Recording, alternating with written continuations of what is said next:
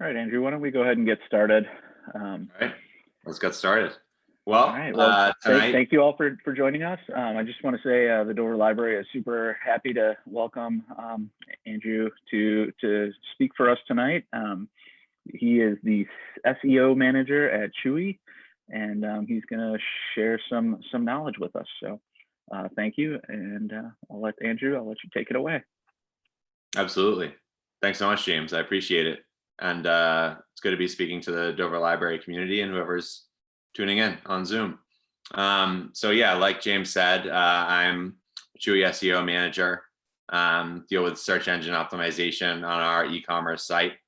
So tonight I just kind of wanted to talk about my experience working with search engines and SEO, search engine optimization, but also kind of how it fits into the larger picture of technology, some of the bigger tech companies that define our ecosystem, as well as business like the financial markets, and a little bit perhaps about venture capital. And basically how in 2020 with COVID, life has changed and we're kind of figuring out what the new terms of engagement are and how these all things kind of intersect in our world and where we might go from here. So yeah, we've got some prominent companies here and a robot shaking hands with a human. It's a little bit about what we're going to get into. So basically, yeah, we're going to talk a little bit just quickly about like me and my background so you guys know where I'm coming from. Then I'm going to talk about search engine optimization, which is something that is pretty important in business and e-commerce, but it's not extremely well understood. So I'm going to take a turn at explaining it clearly. And then we'll kind of transition from that into the modern intersections within technology and business. And that's going to involve talking a little bit about like visionary unicorn companies like Amazon. Could be a little bit about Chewy, but Facebook, Shopify, some of the companies that are driving the financial markets and what it means. We'll also talk about 2020 and how it kind of slapped the world in the face and unleashed hell, and how we in the industry look at it, and kind of some experiences from my perspective in the past year as a tech employee, working for a company that did quite well. It was definitely a weird year.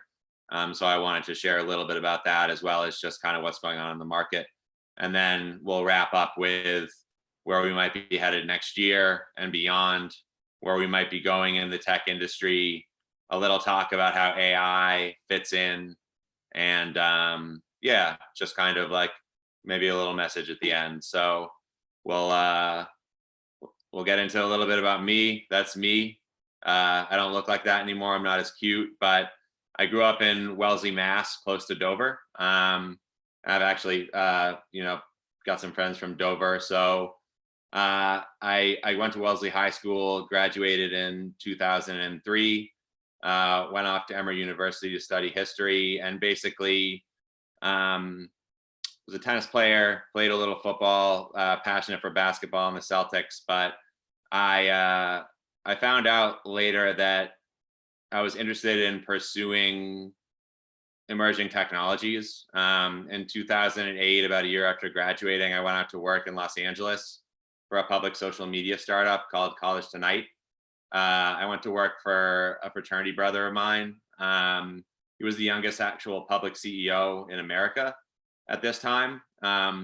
So we had a social media platform that basically connected college students across the country to their local environments, especially in Boston, Twin Cities, Los Angeles. And this experience like turned me on to technology. I kind of over the next couple of years figured out like what I could do next after that really didn't work out for the long term.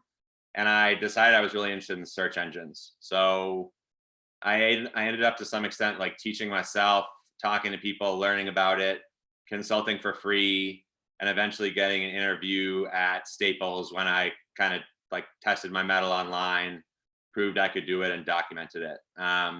So I was very fortunate to get a job at Staples. And then I spent about 4 years there working on content, helping to set the agenda for what we wrote about for business, helping to audit the entire, like a lot of the website, e-commerce, laptops, computers, printers, all that stuff, to help it rank better in Google and other search engines, which is predominantly what an SEO focuses on, is achieving rankings, organic traffic, and revenue through Google, Bing, Yahoo, other international search engines, and it's not associated with advertising.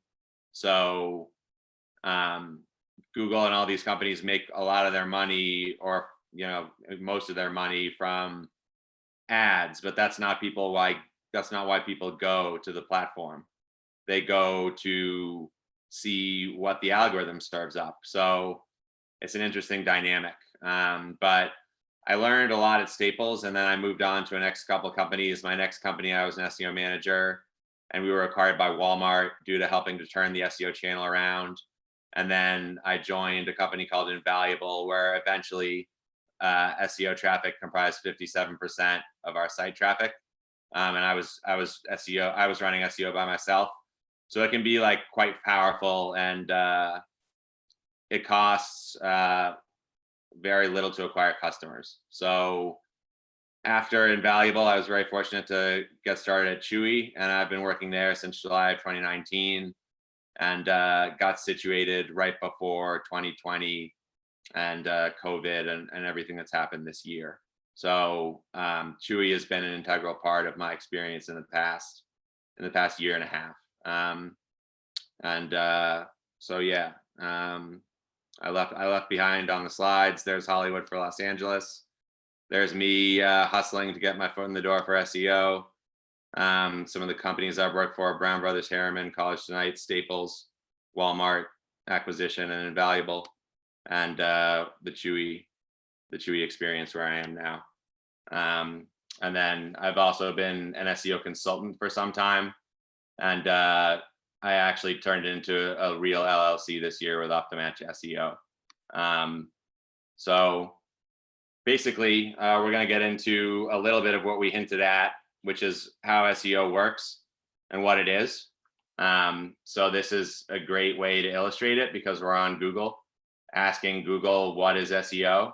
And there's not a lot of money to be made. Apparently, Google decided on this. So we're just going right into the first organic SEO result, which explains that it stands for search engine optimization. And it means to improve your website. You work on your website, basically, to increase your rankings so you can be in this position, or maybe this position. You don't want to be on page 2, that's for sure. So basically, people look on the first page, and you need to rank 1 through 10. And there's interesting functionality on the search results. If you look on a mobile device, you're likely to get local results, because Google assumes that you might be on the move. And that's what a lot of mobile users do. And then you can see that there's a featured snippet here that answers the question on the search result. So you'd think maybe people wouldn't click and you wouldn't get a lot of traffic if this is here, but actually case studies show like this is a great traffic driver for your website. So yeah, SEO is basically optimizing for Google, which owns a majority of the search business. And then, like I said, Bing, Yahoo, and some other players. And this is a nice Christmassy illustration of Google. So it's very data intensive, and really, we're trying to outsmart Google's algorithm in many cases for commercial profit. But really, like, amidst the sea of data and all this information out there, we want to make things better for our customers and our users. We want to determine what matters to them, and the data can help reveal that. And we want to do things like group products in a way that makes sense, or provide answers to the questions that they want to know right away. And if you do those kind of things, you can grow your organic traffic. This is from Google Search Console, which helps you to do things that manage your site for SEO, and it also gives you performance. So you can see here that there's some pretty great performance for one of the businesses I consulted for. The business is called Corona Mirage Jewelry. It went from in a 3.5 month period, 300 clicks last year to 8,000 this year. And the way we did that was to determine what customers wanted and give it to them, and use keywords and structure the website in a way that makes sense. And like I said, if you do that, this is Google Analytics. It's more of an e-commerce platform than just SEO. So like big companies that do business online or small can all use this. And it's basically free to use. But in this instance, you'll see that for this particular business, organic search drove pretty much more traffic than everything else combined. So it's very powerful if you use it properly, and it doesn't cost anything, unlike most other channels besides people who just visit your site. So how do you rank? Well, it's all according to an algorithm, a series of factors that Google uses to determine if your site is basically good for users and good for the keywords and the query that people entered in when they searched. Does anyone have any questions like so far about anything with SEO? Because it is a little complex, and it's always like a challenge to discuss it clearly. There's No? nothing We're in the good? chat All at right. the moment, so. All right, so far so good.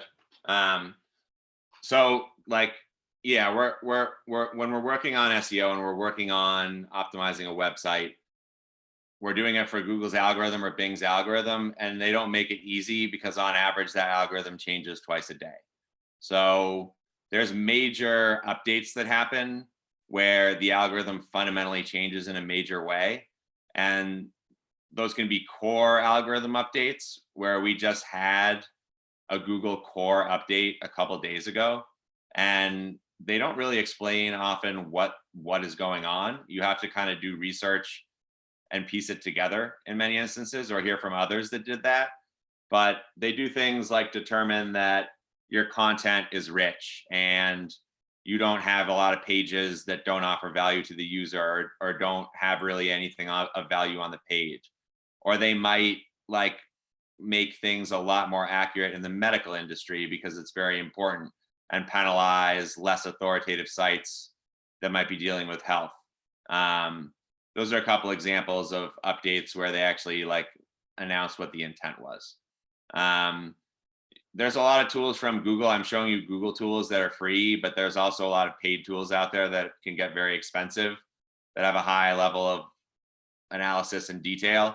This is Google Trends, and it's just interesting to see what how keywords measure up to each other over time. So we're only looking like fairly recently in the past month or so, but you can see that in a battle between COVID and Christmas, it was neck and neck until heading into the holiday season.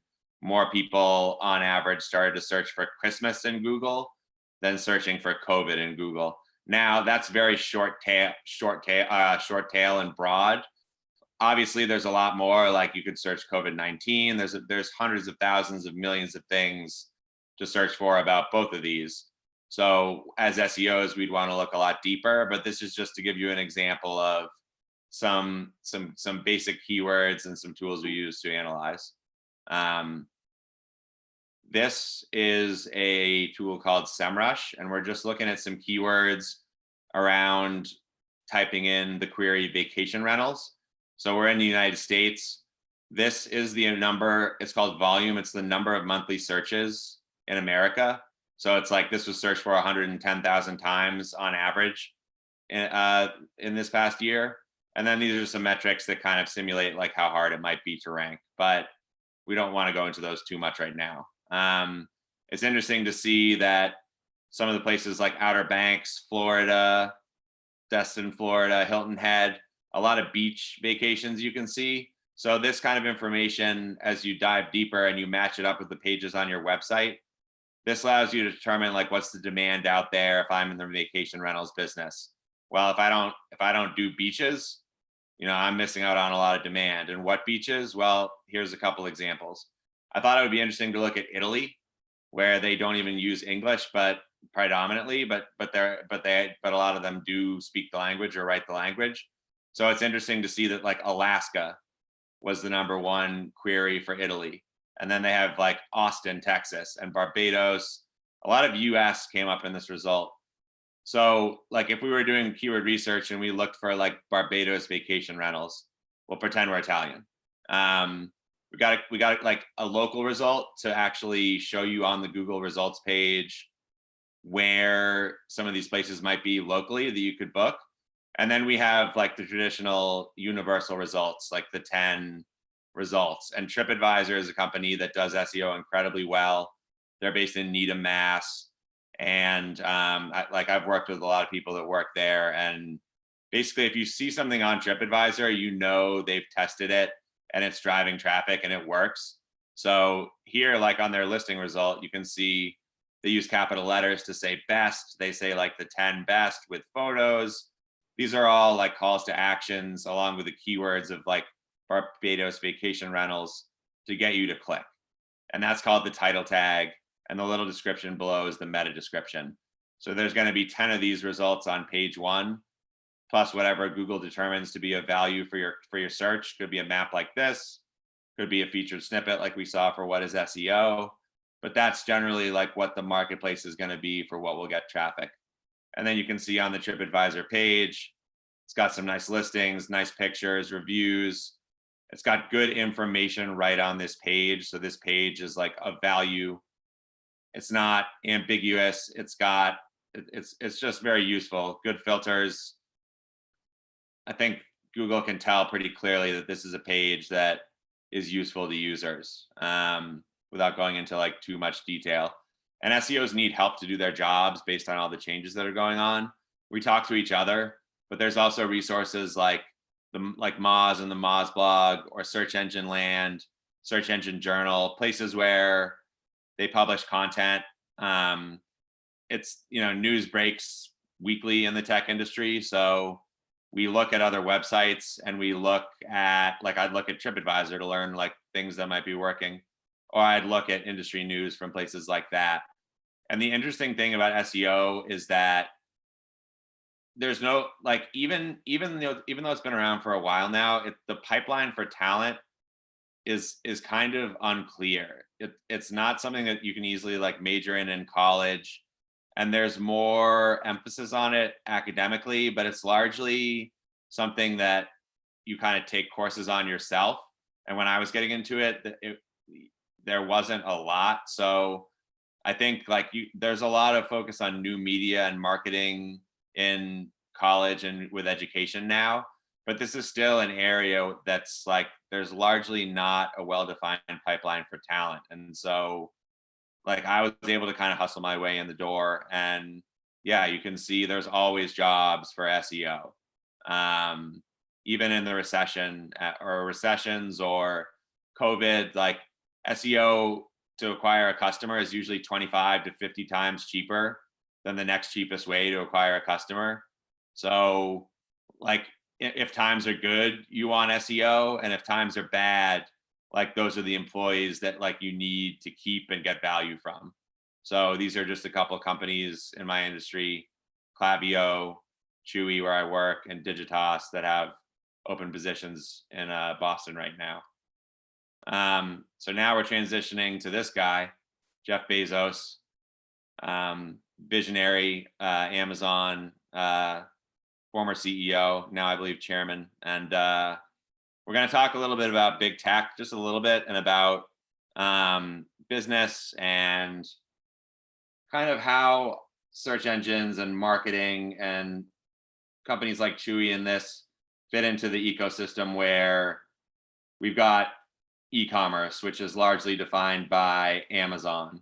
And they position themselves as having less than 1% of the total retail market, because COVID has blurred the lines between retail and online. But obviously in e-commerce, they set the standard. And then Facebook, owning Instagram, owning Facebook Messenger, as well as WhatsApp. Facebook is a platform that has over 2 billion people on it, probably more at this point. And they continue to acquire platforms that have young members. And then Google, I've talked a little bit about,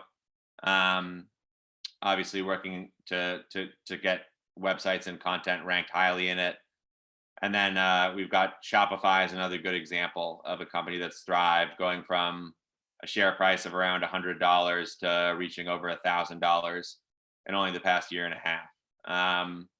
So Amazon, yeah, I mean, briefly to touch on Amazon, I mean, not a lot of people know their early history. Everyone knows they started as a bookstore, and it's because Jeff Bezos identified books as the area where the products differed the most. So he would have the biggest competitive advantage with an unlimited supply and the ability to put everything online and move online. He thought books were like a particularly attractive product where he could stand out in the market. He was backed by D.E. Shaw, the hedge fund. So he had Wall Street backing early on. And it's important to know about Amazon that they did not turn a profit for a very, very, very long time. Like 15, I don't know, 12 years, 15 years. I mean, his letters to shareholders are legendary. And I like to read them because he discusses frankly how he's going to build the business, but it's also almost an urge to be patient. Because Amazon's margins have always been 5% for everything other than Amazon Web Services, which is relatively new. And so Amazon has been able to get into all kind of different businesses and acquire different companies without really making money because its investors believed in it. And then in the past few years, we've seen that it's become a $1 trillion company, and it's figured out how to monetize a lot of businesses, and really AWS, Amazon Web Services, is now powering most businesses in America, and they've done incredibly well, and they are the key to Amazon's success up to this point. So it's very interesting, I think, to know that if you're starting a business on Main Street, you can't go 15 years without making money. If you're starting an e-commerce site and you're me, you can't go 15 years without making money.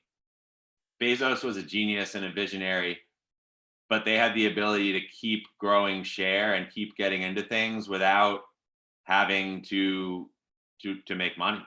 And so that patience and that ability and that belief translated into what is now a company that is pretty much unbeatable other than by itself and growing too much, I think. So it's very interesting to watch their history, and it's very interesting to study Bezos, I think. But without getting too much into a character study, we'll move on to Facebook, which also, started off with Mark Zuckerberg, the kind of frat boy in Silicon Valley, all-American image. I remember when Facebook came out, I was a college student. I was a freshman in 2003, and he was rolling out college by college. So he started with Ivy League schools, and he eventually got to my school, Emory. And we were super excited. I mean, we didn't know exactly what it was, but we knew we could connect with our friends, share photos, like we were having fun, and like it was a way to bring that like online, which was, as young people, a part of our lives. So now Facebook is huge, and they're a business that is unique in their size and their market cap and their ability to grow 40% every year like clockwork. I mean, beyond that, they acquire these companies, like I said, Instagram, that allow them to function as an advertising company and to cater to everyone, to cater to adults, to cater to seniors, to cater to everyone in the world.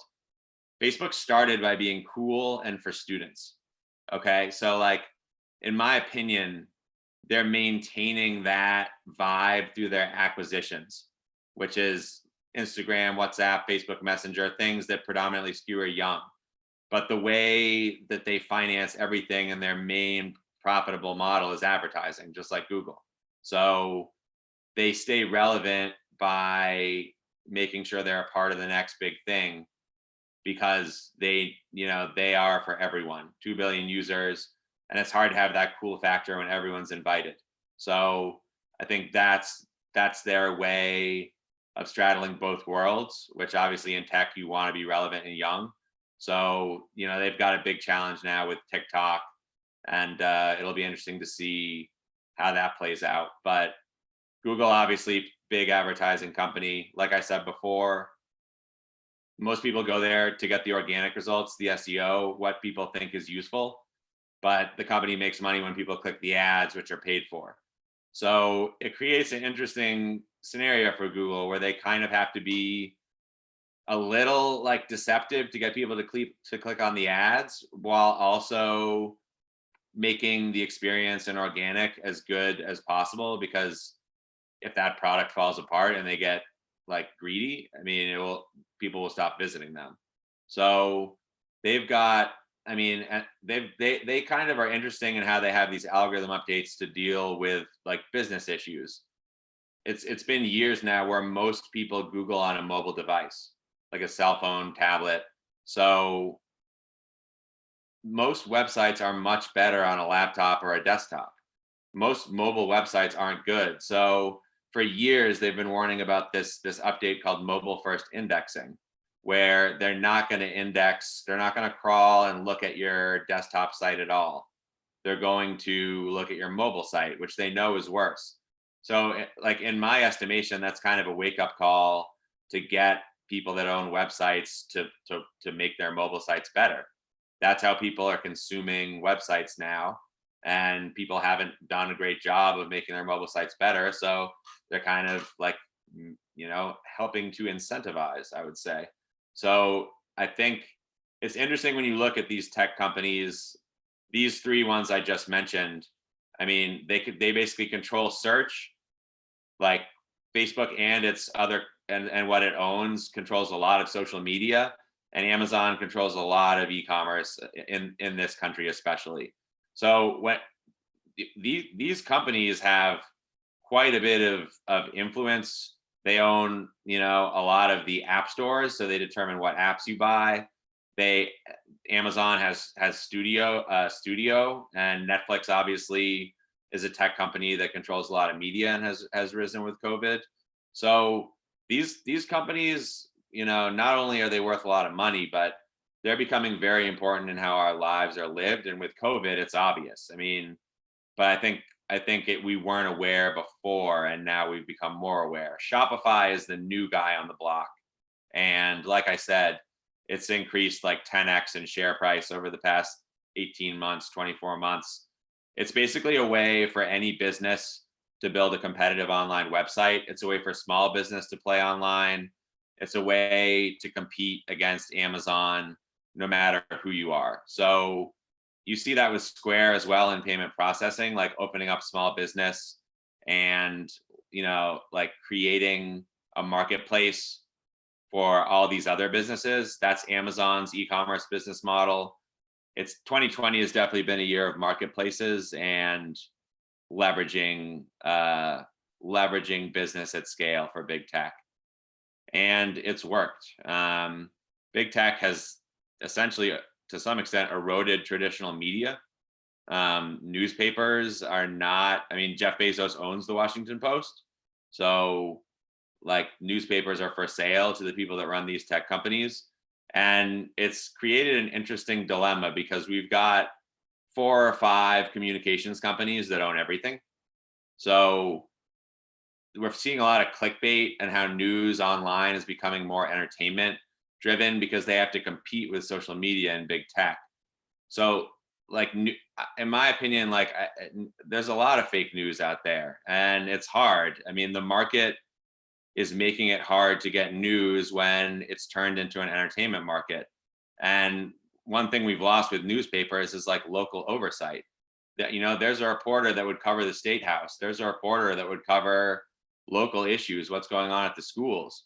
Well, like national blogs don't do that. I mean, there's no obligation to do that. And I think it's something that that big tech has to kind of address with accountability over time, and I hope they will. There's a lot of calls for big tech right now to be almost, I would say, even over-regulated, where they want Facebook to be responsible for the user-generated content on the site. And that's difficult because like car companies aren't liable for accidents. So it would sink them, and the government already subsidizes the auto industry. So that's not like viable, and it's also not viable in Facebook's case to be liable for someone posting a bunch of crazy stuff. But there is accountability. I think there's a difference between liability and accountability, and 2020 has made it clear that we need to figure that out. And the stock market has only made that more clear, because literally the top 5 tech companies, Amazon, Apple, Facebook, Google, which is called Alphabet, and Amazon, they comprise through July, the S&P 500 declined 6%, and those 5 stocks were up over 30%. So we are seeing the top tech stocks earn so much of the profits in the markets that now the markets don't really know almost what to do. Like when you watch Bloomberg, they're looking for value plays because the valuations of these big tech stocks are so high, even though they continue to grow. We're expecting more than perfection at the share prices of these tech companies right now. And so it's created, I mean, not only a situation where big tech is propping up the entire financial markets, but it's also created this K-shaped recovery you hear about in the news, where investors and Main Street are moving in opposite directions. And Main Street and small business have been shut down and closing and suffering. And, people that bought these big 5 tech companies are having, a big financial year. And it's also going to be a big year for Wall Street bonuses. So it's an interesting scenario. And there is just like, as usual in a crisis, there's a lot of money to be made. I mean, it's been a great year to be a billionaire in terms of returning your investment, and it's been a terrible year to be a small business owner or a household. So I think these are things that 2020 has taught us, and it's made business jump to the forefront of the tech industry, because someone like me that's been working in tech, it's almost been feeling like you have the world in the palm of your hand. And I'm a mid-level manager, so that's weird.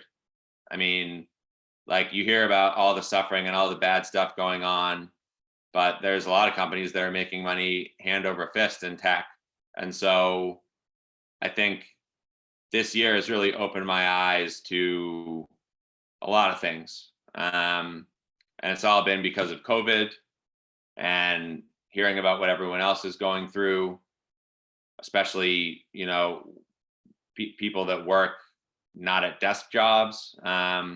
Hearing about all the liquidations of companies like JCPenney and people going out of business. It's a record time for even successful corporations to go out of business.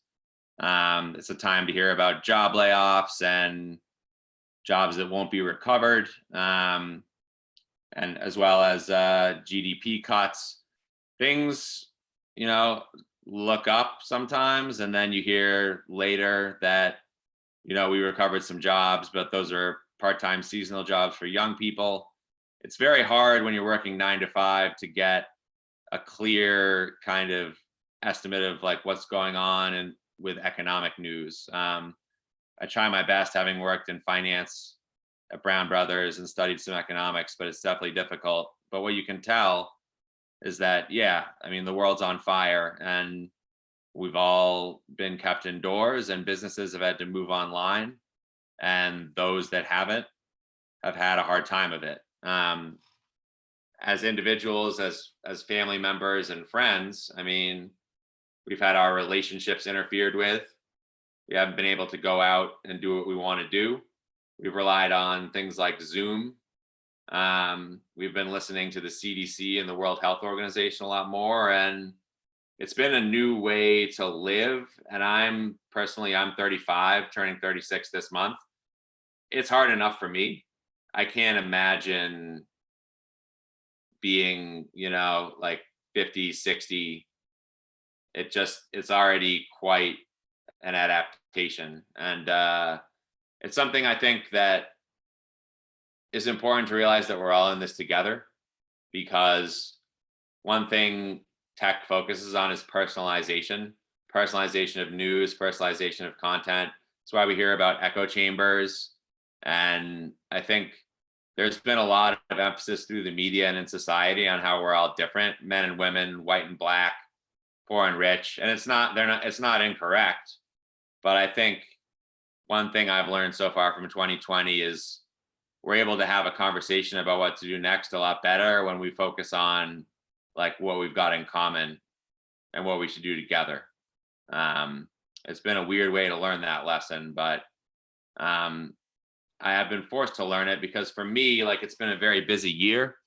SEO is not the easiest thing to explain. It's not very well understood. That's one of the reasons why I wanted to give this talk. In 2020, it's actually gotten a lot more attention. So I have had a lot more like inquiries about consulting this year than I am usually used to having. I was actually invited to be on a podcast, which came out in October, which was pretty exciting. It's called the Ivy Podcast, and they usually have executive leadership, CEOs, CTOs. They had me on just as an SEO manager to talk about like what I do and what's going on. So, you know, it has like the CEO and chairman of Deloitte is on this podcast, CTOs of IBM and L'Oreal. So it was pretty humbling to be on the guest list. And it made me realize that like what I do is more important than I thought. And it started off kind of making me feel positive about how, yeah, I mean, I never really thought what I did was like very important. I didn't think people really noticed, but it seems like, you know, in 2020, people are starting to notice. And it seemed like even though the world was in a bad place, things were kind of looking up for me. So I like marketed this podcast and I marketed myself this year because I felt like there was an opportunity to advance my career, and I really like kind of became an opportunist for a lot of the year. And it's kind of like made me realize towards the end of the year that I got a little loco. Owen Wilson, you know, he's got the crazy eyes here. I think that's fair. I mean, I think now that the year is wrapping up and I'm a little tired from all the attempts to take on work and plan out the future and, you know, focus on thinking big in a time where, you know, things weren't great for most people. It's made me reflect on like what's really important and trying to calm down a little bit. So I've drawn some conclusions, but beyond just my conclusions, like it's December 7th. We're almost wrapping up 2020. I mean, I don't know if 2021 is going to be better, but it's going to be a new year. So what could happen in 2021? Like what are we looking at in the world after COVID? I think is something that we should be asking. I mean, if you look at what's been happening this year, the Federal Reserve has just put an unprecedented amount of money, and like policymakers up until the election have been putting in a lot of money and time into keeping us afloat. I think it's fair to ask, like, where do we want to float to, and when do we get a boat? So I think, yeah, I'm hoping that the sun will rise in 2021. Maybe not right away, but at some point. And I think that there's some important conclusions to draw. I think we're starting to learn that personalization, whether it's the news, fake news, whether it's like giving people the content they want to hear, enabling echo chambers, all these things, I think we're starting to see have consequences, and we're starting to think about like what to do about it. Because everything is starting to get automated, and we're looking at like AI factories where you don't need a human to run a factory, AI restaurants, like we could be headed towards AI cruise ships. And there's a lot, I mean, there's HBO specials and there's content about how like, you know, robots are going to take a lot of jobs and all this stuff. And I think a lot of that there's legitimacy to those fears, but I also think one thing we've learned this year in a world of like personalization and like hearing what we want to hear and talking about what we want to talk about is that um, there's still a room for the human spirit, no matter how much everything gets roboticized, no matter how much AI takes over. Like stories about humans overcoming tragedy, or stories about how we can all relate, um, things that connect us. These are not things that a robot is going to be able to do or create with software. And there's a lot of like soft skills that frankly like a robot is never going to be able to replicate. So I think there's room, like this picture illustrates, for like our lives to be made easier without taking away everyone's job. Because yeah, innately like we are human beings and we'll never be fully replaced. And I think China's doing that pretty well. They're doing a lot of social commerce, integrating how people shop and social media.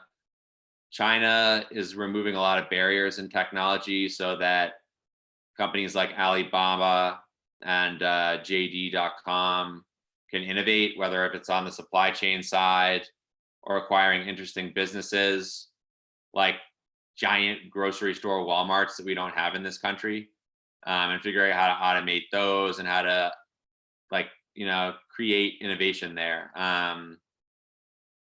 China is not always the most ethical country if you look at the U.S. press, but they're doing some pretty inspiring things in my world, and they a lot of the work there is about the human element.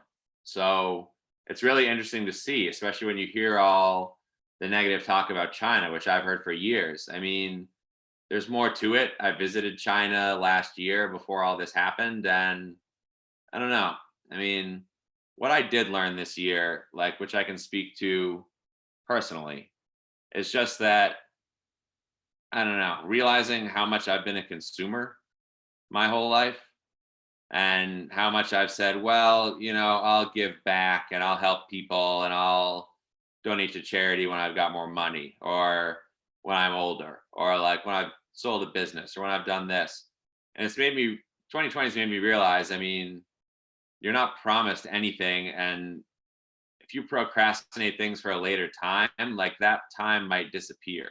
So it's tried to make me think about how I can give back. And technology, I think, is a way to do that. I mean, it's easy to blame technology for all the problems in the world, but a funny true story is that when I was like putting these slides together and putting the presentation together and grabbing some screenshots online, the internet cut out and I couldn't do anything.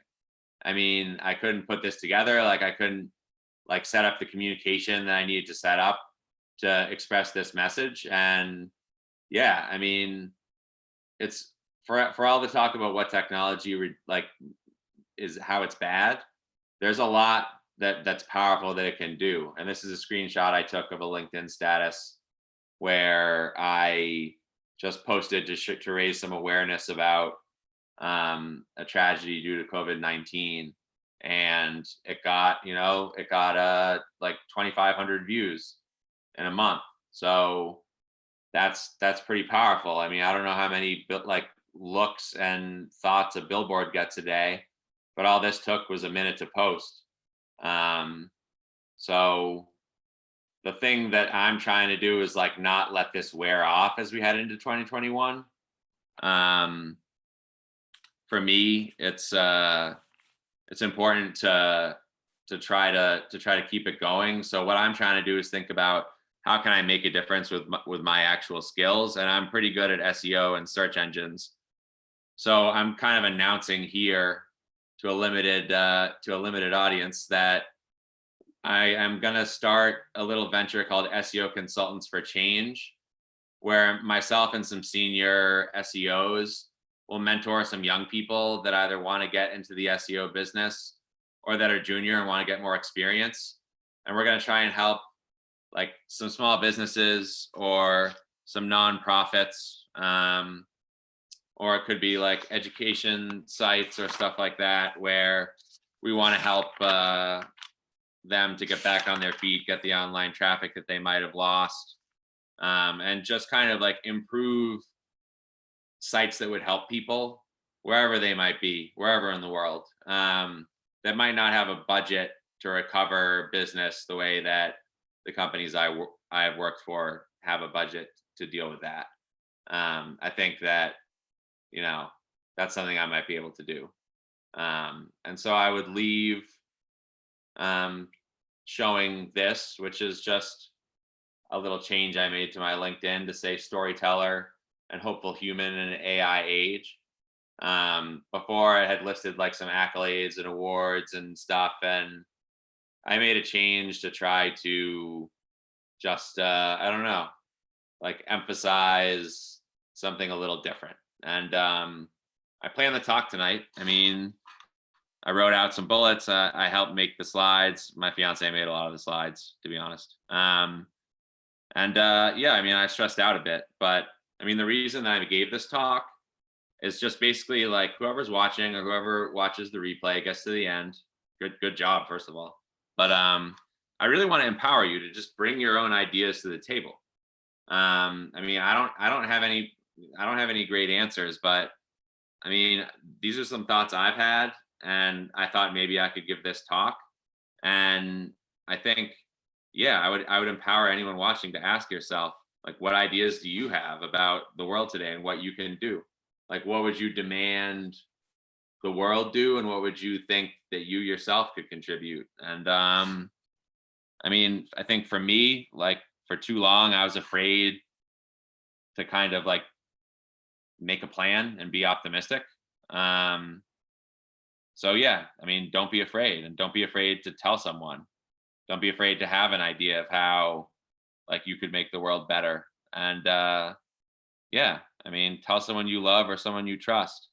And you know, like that's a great place to start. And if enough people do that, 21 will probably be better than 2020, and we'll go from there. So that's my little talk, and I'd love to answer any questions that anyone might have. Thank you very much. That was great, Andrew. Thanks so much for sharing all that. I'm gonna unlock people to unmute themselves if they have any questions. So let's go ahead and do that.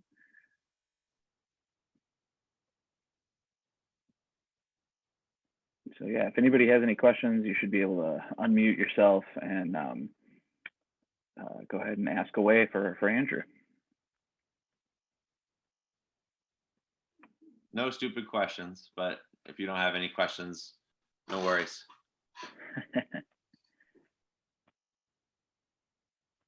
I have to say it's really fascinating to see the SEO side of it and how you determine, you know, searchability and everything. The analytics behind it and stuff is pretty cool.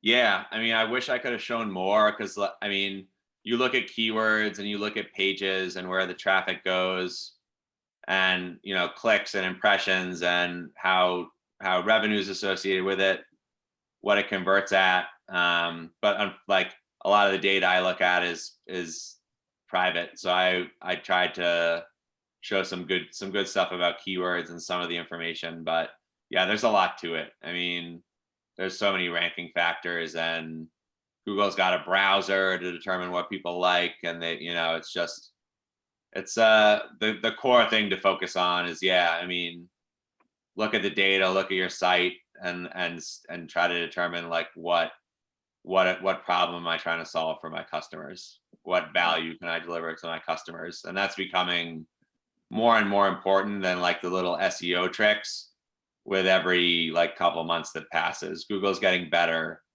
at determining like what's really important to the people using the website, and the little like coding tricks and the little like linking like tactics that people like me use are becoming like less and less less and less able to muddy the waters. So I mean, if one way to look at what I do is like, I mean, I game the algorithm so that like something that doesn't necessarily like, like I'm helping to make it rank over something that if it doesn't have someone as good as me working on it, like might not rank. And so it's interesting to think of myself as like an irritant to the natural order, like because I mean that's why I'm happy to work at a company like Chewy where we make pets lives better and we make their health better and we make people happier. So it's like, yeah, in this case I can get behind like beating people up on the internet, but you definitely want to be working for a company you believe in, I'll say that. So Andrew, if you were to start working with a nonprofit, what would be some of the first things that you would do to help them, foundationally, like some of the early things that they should start trying to change to improve their rank? Yeah, I mean, I think so it's going to come down to determining what you're trying to rank for and seeing what the landscape is like. So the annoying thing about SEO is that like getting the data, getting the keyword data, and getting the information you need to make informed decisions, usually you have to pay for these tools. But basically, you'd look at your website and determine like what keywords am I trying to kind of rank for on each page? Like what is each page about? And then you would look at like a list of kind of like keywords for your like industry and what you do and see kind of like what's lucrative there among like what I do, what I offer, what I sell, that kind of thing. And then, you're going to be competing with, 9 other entities for the 10 spots that are going to get traffic. So like to some extent you want to see what they're doing, but they could also be doing things wrong. You want to see what certain like how strong they are to some extent. And there's a lot of things that comprise that. But yeah, then you start to look at your site and you start to think about, is it an easy site? Like, does it have a good navigation that's simple and makes sense? Does it is there good content on each page that describes what it's about?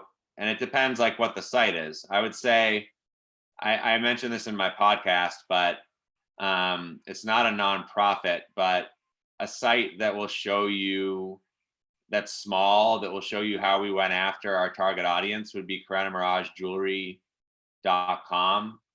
It's KARENNA, like Karen, and then NAMARAJ jewelry. If you just Google Karenna Mirage, it will come up. But basically, like on the wedding pages and on the services pages, we put like for watch repair, we put FAQs about watches. We listed all the different brands that she services. She put a lot of information and pictures of different watches. She put videos about how different ways you can repair watches and safe ways to do it. And this page got a couple of clicks a year, and now it's up to getting like 10 clicks a month alone. And like you may have seen on the earlier slide, we went from 300 clicks like to 8,000 year over year. So if you look at that site, like most of the changes we made were just, if it's a nonprofit, I mean, if it's a soup kitchen, you want to talk about like people, like what are people interested about that? Like they probably want to donate, or they probably want to learn more about the cause. Maybe they want to make sure their money is going to a real thing. Maybe they're a little suspicious. So it's like, you want like social proof. You want videos of like yourself serving the soup. You want to say like who you are and like who's a part of the company. You want to determine like what the keywords are that people look for. And it's probably going to be geographical. If it's a physical location. But yeah, it's like, yeah, your site, the keywords associated with it, the competitors. And then there's this whole technical SEO side about how Google literally like crawls, discovers, and indexes you in the search engine. And that's something that's like definitely a little more complicated. But the good news is if you're on WordPress or Shopify, or you can get over to like a WordPress, once the migration is done, that can make it like very easy from a technical side. There's good businesses that run professional websites off of WordPress. So that's the good news, is there's cost-effective options for nonprofits where you don't need like engineers. Okay, thank you. Yeah.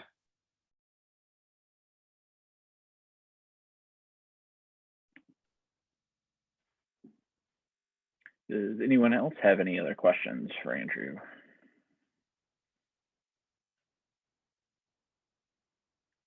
No, doesn't sound like it. Well, Andrew, again, thank you again for doing this. This was incredibly interesting and helpful, and I hope everyone that joined us got something from it. And so we will be putting it up on YouTube so other people can get this great information. Cool. Well, thanks so much, James. I really appreciate you hosting me. Kathleen, thank you so much for your question. Hope I answered it. Add me on LinkedIn, Andrew Bennick. You can see it on the screen. If you have any other questions, I'm happy to answer. I might get back to you at the beginning of next year, but I'm happy to answer any questions you might have. And again, I appreciate it, Dover Library. Thanks so much. Yeah, thank you. Thank you everyone for joining us, and have a good evening. Bye, guys. Bye now.